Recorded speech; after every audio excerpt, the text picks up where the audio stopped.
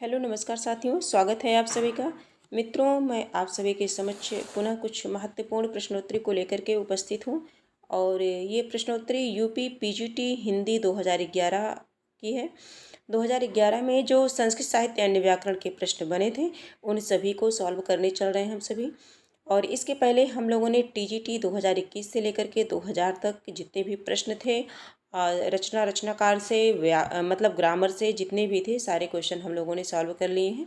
आज की क्लास में हम देखेंगे पीजीटी हिंदी 2011 प्रश्न संख्या 1 देखेंगे। अभिज्ञान शाकुंतलम नाटक के लेखक का नाम बताइए। अभिज्ञान शाकुंतलम के नाटक का लेखक, जैसा कि जानते हैं ये रचना मोस्ट इम्पॉर्टेंट है। अभिज्ञान शाकुंतलम संस्कृत में भवभूति, भास, कालिदास, भारवी, 4 ऑप्शन में से हमें करेक्ट आंसर बताना है। तो महाकवि कालिदास की रचना है। किसकी है? अभिज्ञान शाकुंतलम महाकवि कालिदास की रचना है। आगे कुमार संभवम, अभिज्ञान शाकुंतलम, रघुवंशम, ये सारी रचनाएं जो है अभिज्ञान इनकी कालिदास जी की है। इनमें से कौन सा नाटक भास का नहीं है? भास के 13 नाटक हैं, बहुत चर्चित हैं। और अगर डीपली क्लास चाहते हैं तो आप जो है स्पीड बढ़ा करके देख सकते हैं। सब एक एक रचनाकारों पर अच्छे से क्लास हुई है। इनमें से कौन सा नाटक भास का नहीं है? प्रतिमा नाटकम, उर्भंगम, दूतवाक्यम, मालविकाग्निमित्रम। तो इसमें जो करेक्ट आंसर है, शायद आप सभी भी आंसर दे पा रहे होंगे। इनमें से कौन सा नाटक भास का नहीं है? तो डी वाला ऑप्शन नहीं है। अगला हम देखेंगे, जो हमारा अगला प्रश्न है, प्रश्न संख्या जो है 3 देखेंगे। स्वप्नवास व दत्तम नाटक के लेखक का नाम बताइए। स्वप्नवास व दत्तम जो नाटक है, इसके लेखक कालिदास, भास, भवभूति और व्यास। चारों ऑप्शन में से कौन है? स्वप्नवास व दत्तम महाकवि भास की है। महाकवि किसकी है? भास की रचना है। अगला देखते हैं, भारवी की माता का क्या नाम था? सुशीला, गीता, सुनीता और मीता। महाकवि भारवी की माता का क्या नाम था? भारवी की माता ऑप्शन में से हमारा जो करेक्ट आंसर है वो हो जाएगा सुशीला। करेक्ट आंसर हमारा ए हो जाएगा। 4 नंबर प्रश्न संख्या 5 देखेंगे। शिशुपाल वध रचना के लेखक का नाम बताइए। शिशुपाल वध अपने आप में महत्वपूर्ण, बहुत ही महत्वपूर्ण रचना है ये। महाकवि माघ, कालिदास, श्रीहर्ष, भवभूति, किसकी रचना है? तो शिशुपाल वध महाकवि माघ की रचना है। किसकी है? महाकवि माघ की रचना। करेक्ट आंसर ए हो जाएगा। श्रीहर्ष के पिता का नाम बताइए। सुधीर, सुशील, श्रीहीर और कृष्ण।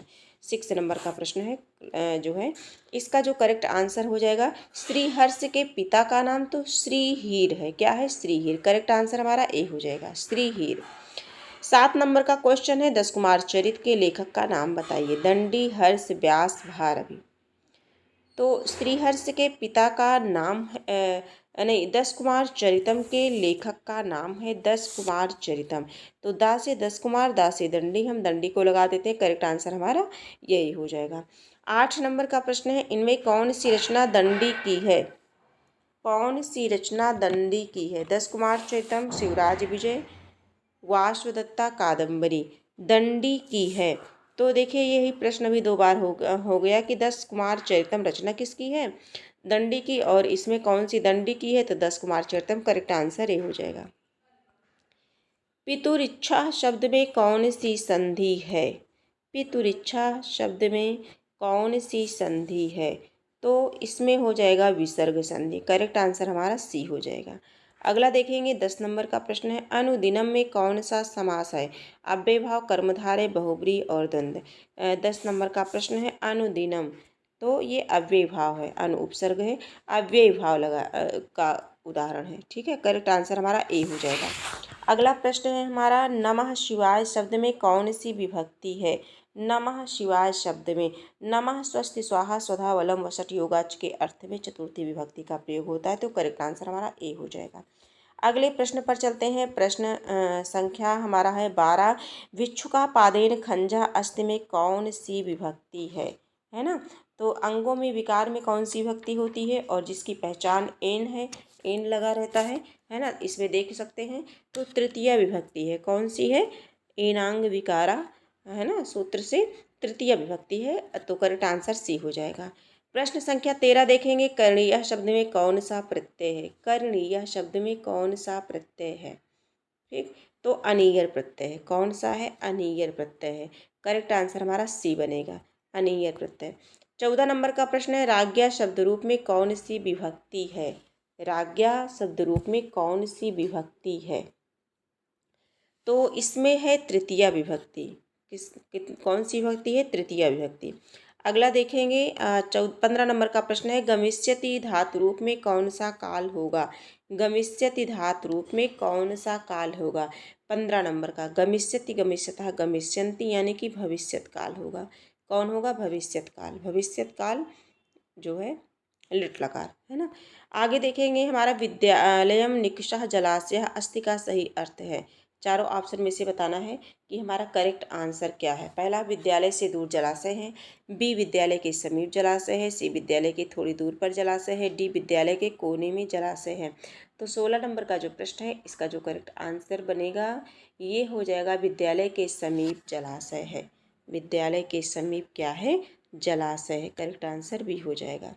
अगला है 17 नंबर का प्रश्न है, रस की संख्या 8 किसने मानी है? आचार्य मम्मट ने, विश्वनाथ ने, भरत मुनि ने, अभिनव गुप्त ने। 17 नंबर का प्रश्न है और इसका जो करेक्ट आंसर बनेगा वो होगा आचार्य भरत मुनि ने। रसों की संख्या कितनी मानी है? 8 मानी है भरत मुनि ने। अगला देखेंगे, ध्वनि को काव्य की आत्मा मान करके ध्वनि संप्रदाय का प्रतिपादन किसने किया? ध्वनि को काव्य की आत्मा मान करके दंडी, मम्मट, विश्वनाथ, आनंदवर्धन। प्रश्न संख्या 18। प्रश्न संख्या 18 इसका जो करेक्ट आंसर हो जाएगा वो हो जाएगा डी, आनंदवर्धन। क्या होगा? आनंदवर्धन। आगे देखेंगे, ध्वनि संप्रदाय को विकसित करने का श्रेय किसे जाता है?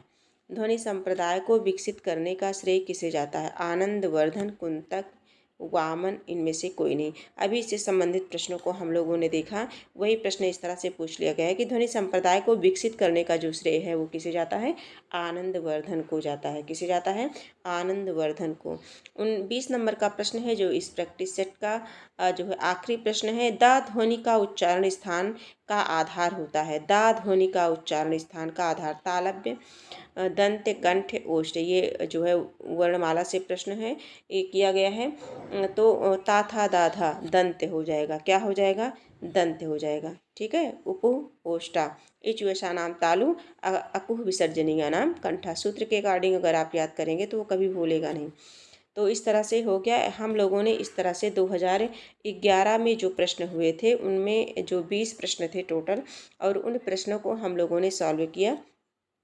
आज की क्लास यहीं हम कंप्लीट करते हैं। हम फिर उपस्थित होंगे आप सभी के समक्ष 2010 2009 लेकर के। मैं सोच रही हूँ कि जितनी जल्दी हो सके ये कंप्लीट हो जाए और उसके बाद हम सभी साहित्य, गद्य और पद्य साहित्य पे और छोटी छोटी क्लास जो है काव्य शास्त्र पे है ना फटाफट रिवीजन कर लें, क्योंकि अब समय नहीं है, बहुत कम समय है और जितना है इसमें हर एक टॉपिक को कवर करना है। तो संस्कृत की जितनी ज़्यादा से ज़्यादा हो सके, मतलब जितनी जल्दी हो सके उतनी जल्दी ये हो जाए, है ना, क्योंकि एक ही टॉपिक पे फोकस करना नहीं है, सब सारे जो है टॉपिक को, सारे प्रकरण को हम सभी को पढ़ना है।